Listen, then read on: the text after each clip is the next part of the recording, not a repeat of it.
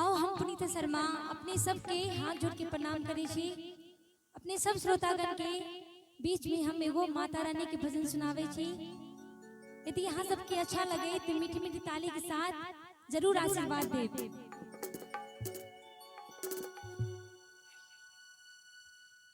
झूली हो मैया झूली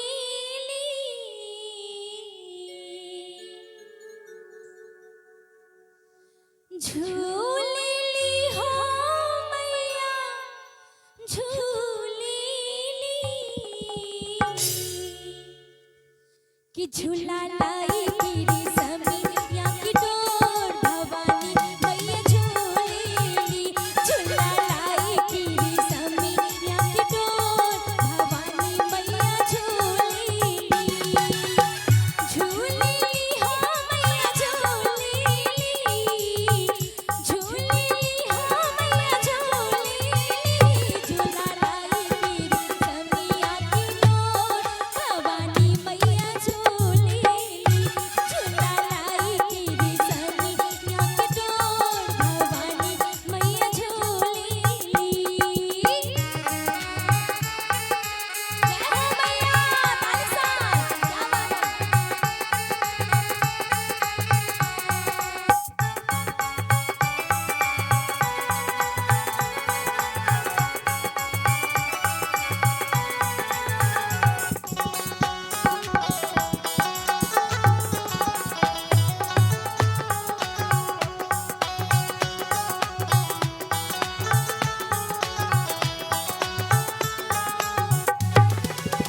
रेशमी रसरिया में सोने के पलनवा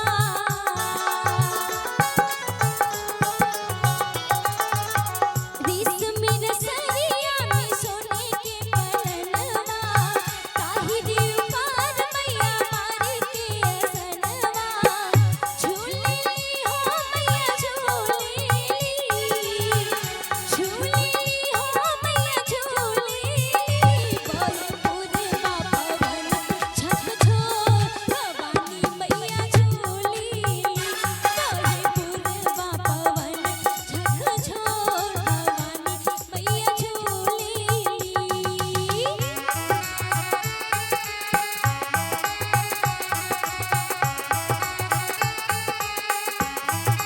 जय हो